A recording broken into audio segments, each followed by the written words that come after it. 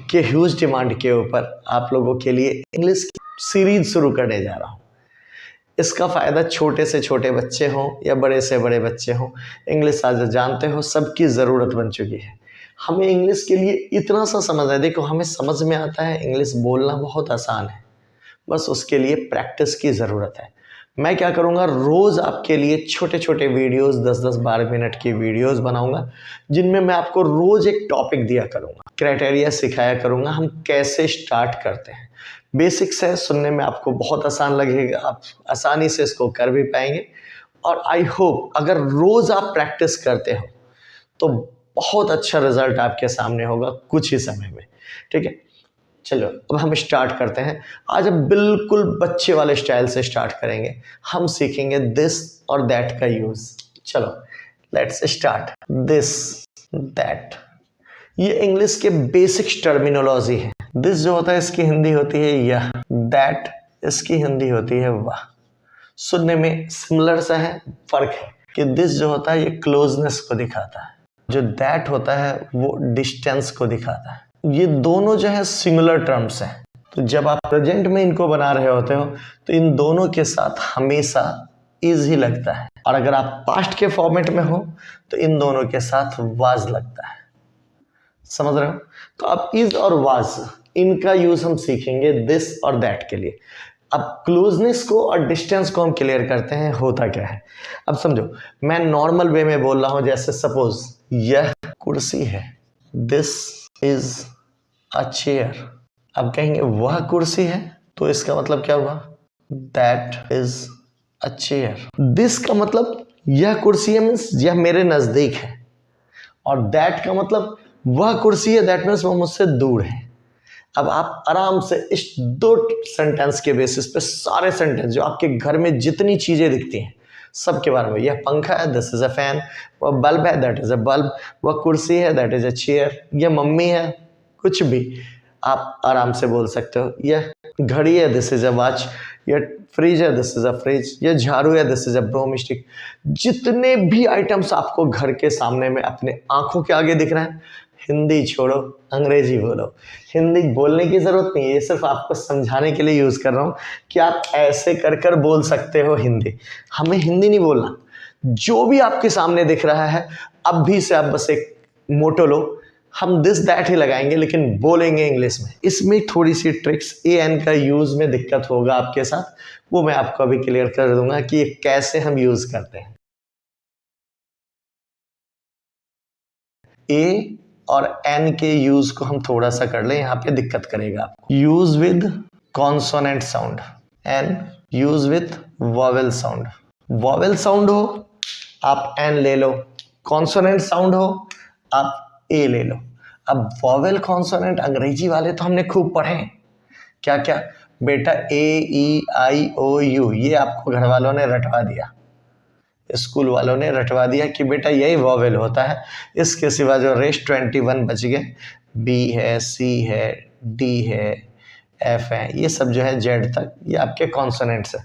मैं कहता हूँ ये वाला तरीका मत रटो, चलो एक दूसरा तरीका सोचते हैं, हिंदी के हिसाब से सोचते हैं। वॉवेल्स आ ई ये वाले होते हैं, हम क्या करेंगे, अब इसके बेसिस पे हम सीखेंगे कि हम वॉवेल्स में यूज कैसे करें। इसके बेसिस पे हम क, ख, ग, ये वाले जो ह तक की मात्रा है इनको हम कॉन्सोनेंट्स मानते हैं, और इनके बेसिस पे अब हम देखेंगे ए एन का यूज कैसे होता है। जिसका साउंड प्रोनाउंसिएशन में क ख से स्टार्ट हो रहा है आप ए ले लो, जिसका साउंड क ख की जगह आ से स्टार्ट हो रहा है आप एन ले लो, कुछ भी हो। अब जैसे देखो डैश ऑनेस्ट बॉय, अब ऑनेस्ट बॉय है एन ऑनेस्ट, ऑनेस्ट क्यों, क्योंकि हम इसका प्रोनाउंसिएशन क्या कर रहे हैं, ऑनेस्ट, आ वाला आ रहा है ना कि क ख वाला आ रहा है। अब जैसे डैश एम एल ए, अब यहाँ पे सोचो एम, एम क्या है, वॉवेल्स का साउंड है, अ का साउंड आ रहा है, एन एम एल ए, समझ रहे हो। अब बोले टीचर, तो टीचर ट ट टीचर ऐसे आप लिखते हो, तो अब टीचर कैसे आ रहा, ये कॉन्सोनेंट्स क ख का साउंड आ रहा, ए टीचर। बस इसी एक छोटी सी ट्रिक्स को ध्यान रखो। मैं आर्टिकल आपको और डिटेल से पढ़ाऊंगा, आप चिंता ना करो, बट फिलहाल तो हम सिर्फ स्पोकन्स के पॉइंट ऑफ व्यू से कर रहे हैं। दैट्स वाई हम इस तरीके से सोचेंगे कि हम कैसे कर सकते हैं। अब चलो और देखते हैं, जैसे वह घर है, दैट इज अ हाउस। आप सोचो यहाँ पर एक वर्ड तो कहीं था नहीं, तो फिर ए क्यों लगा दिए? सिंपल सी बात है, मैंने आपको पहला वर्ड बोला दिस और दैट सिंगुलर होते हैं, चाहे एक बोला हो चाहे नहीं बोला हो, हम लगाएंगे। क्योंकि इंग्लिश में हम सारी चीज़ों को क्लेरिफाई करके चलते हैं, हिंदी में तो हम एज्यूम कर लेते हैं। दैट्स, आप आराम से दिस और दैट की जितनी भी चीज़ें नॉर्मल है आपके घर में जो दिख रहा है, ये कलम है, दिस इज अ पेन, वो पंखा है, दैट इज अ फैन, वो लड़का है, दैट इज अ बॉय, वो भैंस है, दैट इज अ बुफेलो, ये घड़ी है, दिस इज अ वॉच। बेझिझक आप सेंटेंस को देखो और प्रैक्टिस करो। आपको करना क्या है, एक बार बैठोगे 4-5 मिनट, जितने चीज दिख रहे हैं सबको दिस दैट पे बोलो। प्रैक्टिस होगी, धीरे धीरे फ्लुएंसी आ ही जाएगी। चलो अब इसके आगे हम करते हैं इसके निगेटिव टॉपिक्स। तो निगेटिव में सिर्फ नॉट लगा लेते हैं आप। अब जैसे यह कार नहीं है, तो क्या बनाओगे, this is not a car. अब कहेंगे वह अंडा नहीं है, तो दैट इज नॉट। अब अंडा, अंडा वोवेल है, एग, एन एग। बस इतना सा आपको केयर करना है। बस ये ध्यान रखना, ये ए एन वाली गलती जो होती है ब्लंडर गलतियों में गिनी जाती है, क्योंकि ये बच्चे वाली गलती है और बच्चे वाली गलती किसी को बर्दाश्त नहीं होती। तो सिंपल है। अब इस तरीके से आपको जो दिख रहा है, जैसे मैंने कहा ये कुर्सी है, बोलोगे नहीं ये कुर्सी नहीं है, this is not a chair. वह पंखा है, तो आप बोलते हो दिस इज अ फैन। अब वही बोलेंगे वह पंखा नहीं है, तो that is not a fan. कहेंगे बल्ब है, तो this is a bulb. Bulb नहीं है, this is not a bulb. आप आराम से ये सारी चीज़ों को कवर कर सकते हो। देन फिर और चलो आगे बढ़ते हैं। अब इसी में इंटेरोगेटिव होता है। इंटेरोगेटिव किसको कहते हैं बेटा, जो क्वेश्चन वाले होते हैं। अब क्वेश्चन में भी इंटेरोगेटिव में दो तरह के इंटेरोगेटिव होते हैं, एक होता है सिंपल इंटेरोगेटिव, एक होता है WH इंटेरोगेटिव।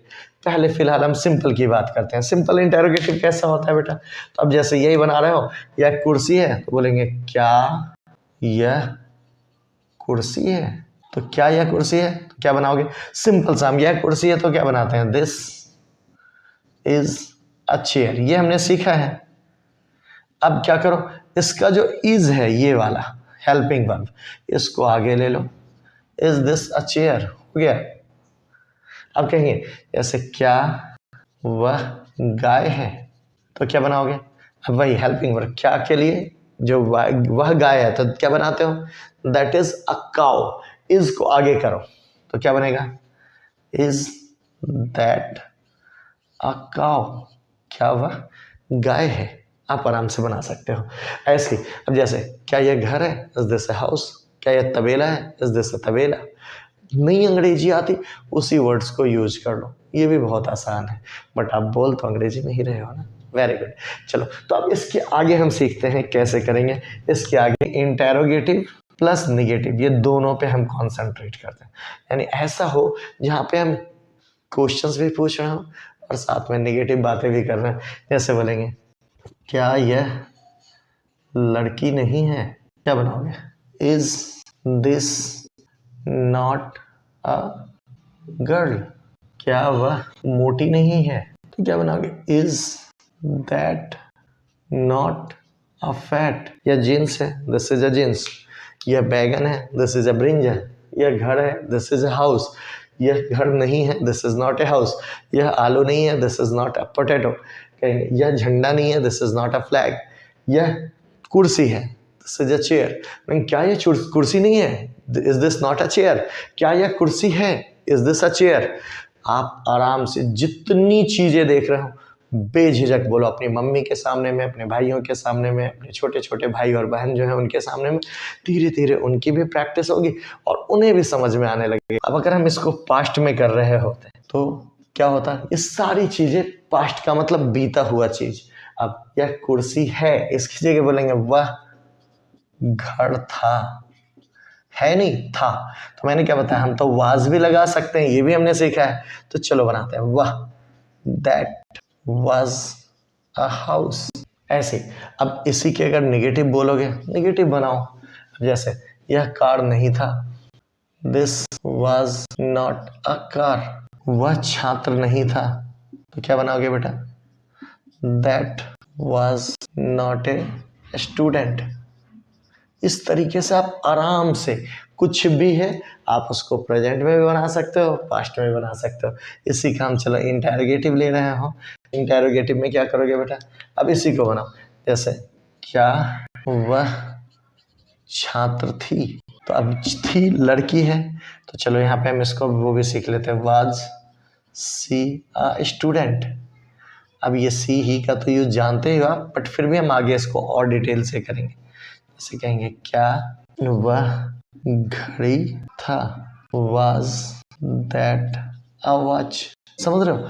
अब इसी तरीके से हम इंटेरोगेटिव प्लस नेगेटिव भी कर सकते हैं। क्या यह घर नहीं था, was this not a house.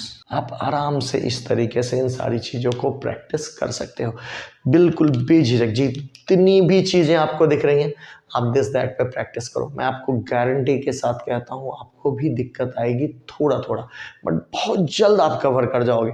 करना क्या, एक नॉर्मल सा सोचो, आपके घर के सामने में जितनी चीज़ें पड़ी हुई है आप एक बार बैठो और उन पर हिंदी में मन में सोचो, अंग्रेजी में बोलो। जैसे यह कुर्सी है, दिस इज चेयर। वह झंडा है, दैट इज अ फ्लैग। वह घंटी है, that is a bell. Hindi में बोलो मन में, और उसके साथ साथ इंग्लिश के ट्रांसलेट्स करते जाओ। बड़े फायदे से आप आराम से दिस दैट का यूज कर लोगे। ये तो दिस दैट का हुआ सिंपल यूज।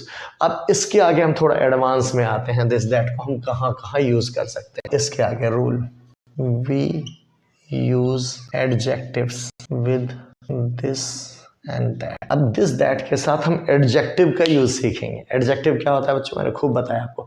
एडजेक्टिव विशेषण। विशेषण किसको कहते हैं, जो किसी भी नाउन या प्रोनाउन की विशेषता बतलाता है। अब जैसे कहेंगे यह मोटी किताब है, तो क्या बनाओगे बेटा, अब यह मोटी किताब है, दिस इज आ। अब यहाँ फैट बुक मत लगा देना, फैट मीन्स आदमी मोटा। यहाँ thick, this is a thick book.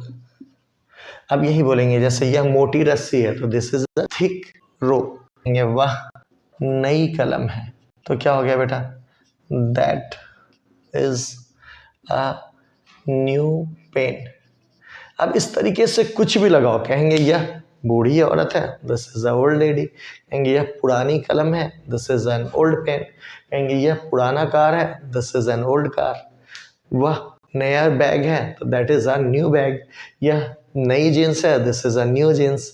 यह पुरानी जींस है, this is an old jeans. आराम से आप बता सकते हो। अब ऐसे फिर आप इसके निगेटिव लोगे, निगेटिव लोगे तो चलो इसके निगेटिव के भी 2-4 सेंटेंस हम देखते हैं। अब जैसे कहेंगे वह पुरानी जींस है, तो कैसे बनाओगे बेटा, जींस नहीं है, सॉरी निगेटिव चलना है, तो नहीं है।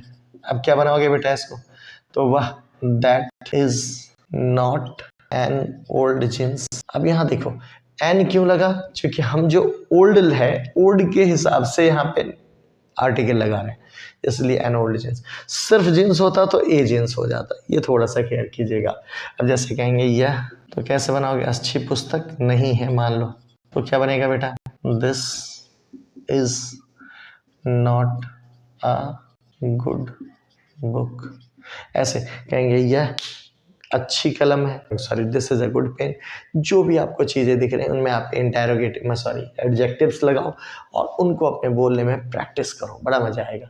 अब ऐसे ही हम मान लो इसके इंटेरोगेटिव में आते हैं, तो इंटेरोगेटिव में कैसे बोलोगे बेटा, इसी चीज़ को अब हम कर रहे हैं। जैसे क्या यह पुरानी घड़ी है, तो कैसे बनाओगे बेटा, is this an old watch.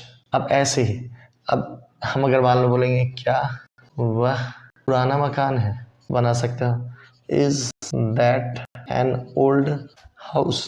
अब आप इसी को चाहो इंटेरोगेटिव और नेगेटिव्स करो, इंटेरोगेटिव नेगेटिव करो, करते हैं इंटेरोगेटिव प्लस नेगेटिव। अब यहाँ पे क्या होगा इंटेरोगेटिव, जैसे कहेंगे क्या यह नई टी शर्ट नहीं है, हमें तो इंटेरोगेटिव और नेगेटिव दोनों लानी है, तो क्या भी हो गया नहीं भी हो गया, बनाओ। चलो is this not a new T shirt. समझ रहे हो? अब इसी तरीके से क्या वह ईमानदार दुकानदार नहीं है? आप आराम से कर सकते हो। क्या वह, तो इज दैट नॉट एन हो जाएगा ऑनेस्ट शॉपकीपर। अब देखो एन ऑनेस्ट शॉपकीपर क्यों?